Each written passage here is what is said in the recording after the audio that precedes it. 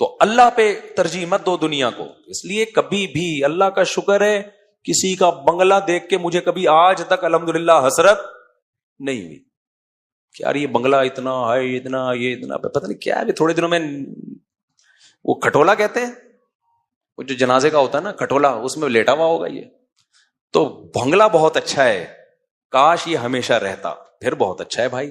رہتا ہمیشہ نہیں ہے تو پھر بالکل بھی اچھا نہیں ہے.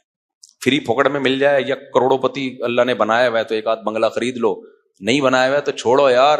حدیث میں آتا ہے تیرا مال وہ ہے جو کھا کے ختم کر دیا, پہن کے پرانا کر دیا, اور سواری جو استعمال میں آ گئی. باقی تیرا مال نہیں ہے, وارثوں کا مال ہے. تھوڑے دن میں مارکیٹ سے کروڑوں روپے تو نے لگا دیے, وارثوں کا ہے. آپ کا چلو وارثوں کا تو ہے, ان کا کہاں ہے, وہ بھی تھوڑے دن رہیں گے, آگے پارسل کریں گے, وہ کسی کا بھی نہیں ہے. وہ اس کا فائدہ صرف ریاض ملک کو ہوگا. وہ پیسے لے کے کھائے گا, اور اس کو بھی جب ہوگا جب وہ کھائے. اگر وہ بھی پراپرٹی بنا کے چلا گیا تو اس کا بھی فائدہ نہیں ہے اس میں. تو اس لیے میرے بھائی حدیث میں آتا ہے یقول العبد مالی مالی, انسان کہتا ہے میرا مال میرا مال. فرمایا تیرا وہ ہے جو کھا کے ختم کر دیا, تبھی ہم کھاتے الحمدللہ اچھا ہیں.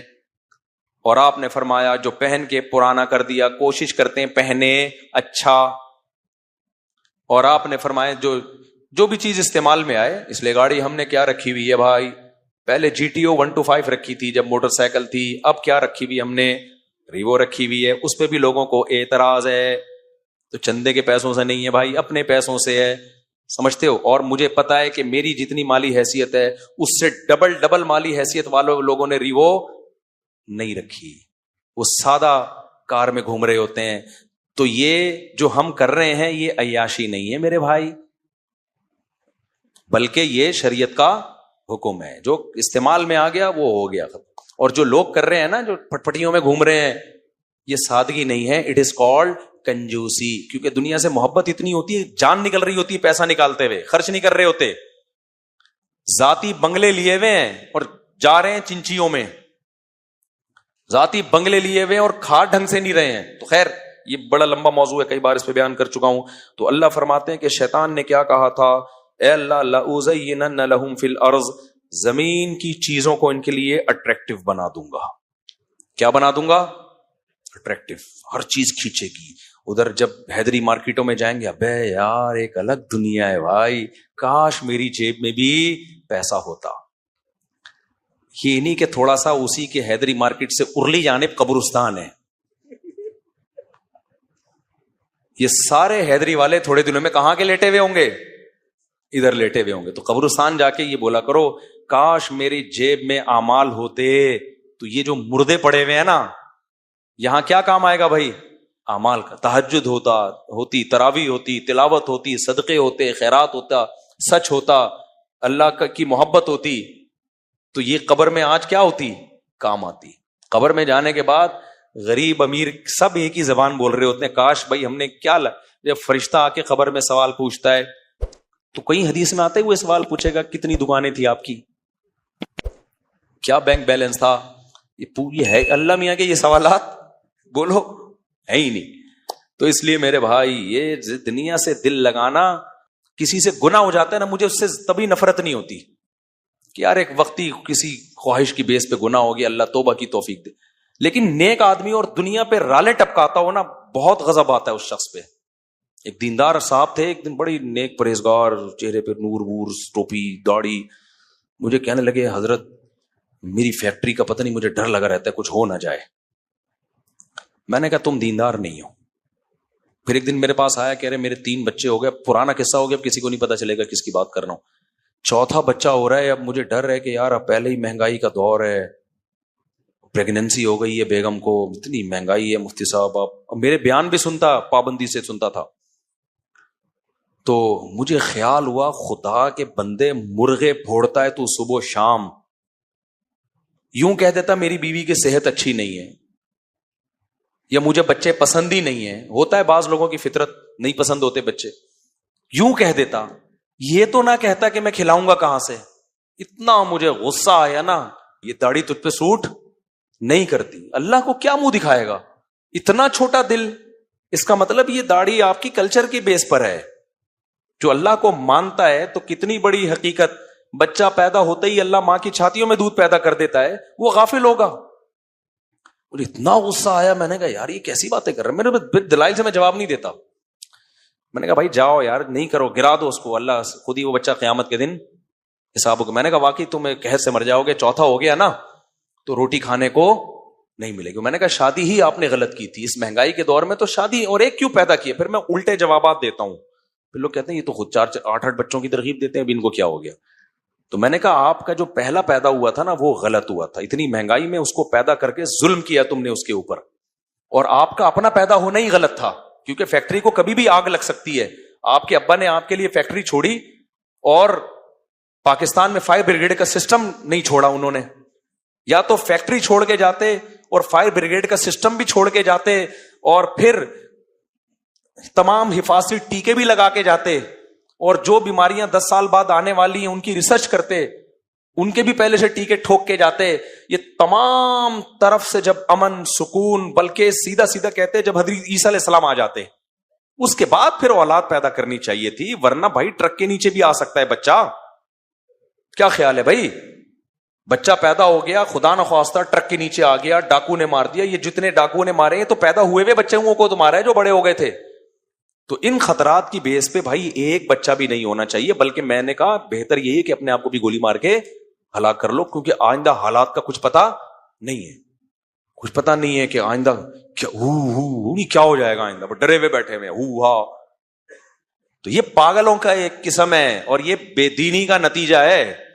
خدا کی قسم دنیا میں خوش صرف وہی رہ سکتا ہے جو اللہ پہ توکل کرے کہ کھلانے والا پلانے والا وہ، اور دنیا مسافر خانہ ایسی کی تیسی. وہ ہمارے ایک پنجابی دوست ہیں، جب ان کا بیوی سے پڈا ہوتا تھا نا، اور سسرال والے ان کو یوں کچیٹ رہے تھے نا، بہت زیادہ ان کو اسکرو پانے سے ٹائٹ کیا ہوا تھا، بہت زیادہ. جب تنگ آ گیا مجھے کہا کہ میں کیا کروں. میں نے کہا آپ اپنے سسرال کو کہو ایسی کی تیسی، جو مجھے سمجھ میں آئے گا میں وہ کروں گا. انہوں نے کہا مفتی صاحب آپ کراچی کے بہت معصوم ہو، ہمارے یہاں یہ ایسی کی تیسی سے کوئی فرق. پنجاب میں ایک خاص علاقے کی گالیاں بڑی مشہور ہیں، میں اس علاقے کا نام نہیں لے رہا، کسی شہر والوں کو بدنام نہیں کرنا ہے.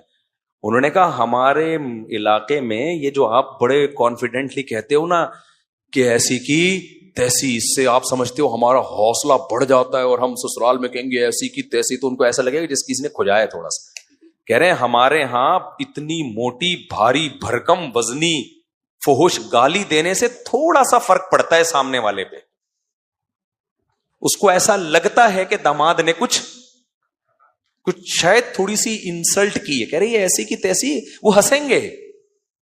وہ کوئی کام کرنا شاید شادی وادی کرنا چاہ رہے ہو، تو میں نے کہا ایسی کی تیسی، وہ کہ ہنسیں گے یار، بس اتنی سی بات ہو گئی، ایسی کی تیسی. تو کہ یہ ہمارا کلچر نہیں ہے، ہمارے ہاں یہ ایسی کی تیسی کوئی گالی. تو میں شرمندہ ہو گیا. میں نے کہا ہم تو اتنے عرصے سے لوگوں کو ایسی کی تیسی سکھا رہے ہیں. خیر، تو اللہ میاں نے کیا فرمایا، بس جلدی سے مکمل کروں میرے بھائی.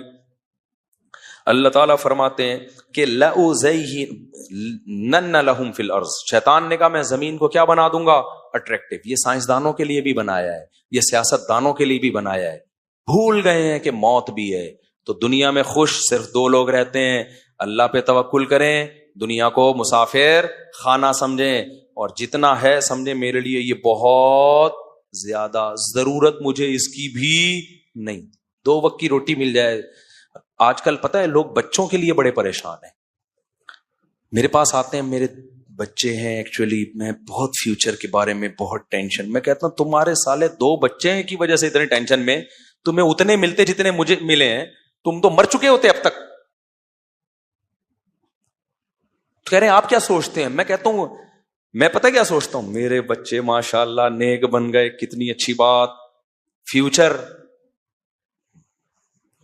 فیوچر کے بارے میں کیا سوچتا ہوں، بھائی بن جائیں گے تو ہو سکتا ہے کوئی چارٹرڈ اکاؤنٹنٹ بن جائے، نہیں تو ٹماٹر بیچے گا. کیا کرے گا؟ ٹماٹر کا ٹھیلا. الحمدللہ کہیں بھی نہیں گیا. کہتے ہیں کیا مفتی صاحب آپ کے بچے ٹماٹر بیچیں گے؟ تو میں نے کہا بھائی اگر کچھ کر لیں گے تو نہیں بیچے ٹماٹر، نہیں کرتے تو کیا بیچو، ٹماٹر بیچو. اس میں کیا ہے؟ آپ راضی ہو جائیں گے ٹماٹر بیچیں. میں نے کہا جب خود ٹماٹر بیچنے پر اس کو بےزتی محسوس نہیں ہو رہی تو اس کی ٹینشن میں کیوں لوں؟ بھائی تو نے کچھ کرنا ہے تو کر لے، نہیں کرنا ہے تو تیرا عذاب میں کیوں مسلط کروں اپنے اوپر. خام خواہ کی ٹینشنیں کیوں پالی ہوئی ہیں تم لوگوں نے اپنے اوپر؟ دیکھو یہ میرا بھانجا بیٹھا ہوا ہے واسے جو قرآن پڑھا رہا ہے, یہ کیا ہوا, انٹر میں نمبر بہت کم ہے, فیل ہو گیا تھا. رافع تھا وہ, اس کا بڑا بھائی, انٹر میں فیل ہو گیا. یہ کہہ رہے میری بےزتی اسی کی واقعہ ہے وہ. خیر تو اس کا بڑا بھائی فیل ہو گیا انٹر میں. ابا کو آ کے بتایا گیا بھائی آپ کا بیٹا فیل ہو گیا. اس کے جو ابا نے, میرے بہنوں ہی ہیں, بچپن کے دوست بھی ہیں, حضرت سے تعلق تھا. تو اس نے کہا کوئی بات نہیں, آخرت کے امتحان میں فیل نہیں ہونا, کوئی بات نہیں, ٹینشن ہی نہیں لی. صحیح ہے نا, ابھی بھی پڑھ رہا ہے ماشاءاللہ. تو یہ مسافر یہ جو ٹینشن لے رہے ہوتے ہیں نا بچوں کی, کہتے ہیں ہمیں بچوں کی تربیت کی فکر ہے. بھائی تربیت کی نہیں ہوتی آپ کو, آپ کے دل میں دنیا کی محبت ہے. آپ کہہ رہے ہیں کم بخت آپریشن سے پیدا ہوا تھا, اس وقت اتنا خرچہ ہوا, اسکولوں کی اتنی فیسیں, اب کماؤ پوت بنے گا. تو کیا بنے گا؟ تبھی اگر غیب سے پتا چل جائے نا کہ انٹر فیل ہوگا لیکن کمائے گا 1 کروڑ, ماں باپ کہیں گے 20 دفعہ فیل ہو جا تو, ہمیں روکھڑا چاہیے. جیسے ایک ابا کے 4 بچے تھے, تعارف کروایا, یہ ڈاکٹر ہے, یہ انجینئر ہے, یہ پروفیسر ہے, یہ کیا ہے, یہ چور ہے. کہا اس کو رکھا ہوا کیوں؟ کہتے کماتا صرف یہی ہے. تو ماں باپ لیبل تربیت کا لگا رہے ہوتے ہیں, اصل میں تربیت مقصد نہیں ہوتی. کمانے سے تعلیم یافتہ بنانا مقصد نہیں ہوتا, اصل مقصد ہوتا ہے روکھڑا. تو ہمارا جب مقصد روکھڑا ہے ہی نہیں, ہم نے کمانے کے لیے پیدا ہی نہیں کیا, ہم نے پیدا اس لیے کیا کہ بھائی اللہ کی مخلوق ہے, اللہ چاہتا ہے ایمان والوں کے گھر میں مخلوق پیدا ہو. تو جب اللہ کے لیے کیا ہے تو بھائی کما لے تو بھی ٹھیک ہے, نہیں کمائے تو مرے گا نا, میں تھوڑی مروں گا تیرے نہ کمانے سے. اور جب یہ فلسفہ بچوں کو دو گے نا تو اس کا باپ بھی کمائے گا. دیکھنا پھر بچہ پتہ ہے کیوں نہیں پڑھ رہا ہوتا, وہ سمجھتا ہے میرے پڑھنے سے فائدہ کس کو ہو رہا ہے, ابا کو, وہ پڑھ ہی نہیں رہا. جب اس کو پتہ چل جائے گا کہ میرے پڑھنے کا مجھے ہی فائدہ ہے, نہیں پڑھوں گا تو مجھے ہی نقصان ہے, تو پھر پڑھے گا. نہیں پڑھے گا تو اٹھائے نقصان. کتنی دفعہ اکسالے گا, 3 دفعہ 4 دفعہ, اس کے بعد کچھ نہ کچھ تو کرے گا نا وہ, جزاک اللہ, کچھ نہ کچھ تو کرے گا نا پھر وہ. تو ان چیزوں کی زیادہ ٹینشن, ہاں ہمیں بچوں کی دینی تربیت کی فکر ہوتی ہے, کماؤ پوت کی فکر کرنی چاہیے لیکن مسلط نہیں کرو. دینی ہوتی ہے کہ کہیں غلط سمت میں تو نہیں جا رہے, اس میں ہم چپیڑ بھی دیتے ہیں ان کو.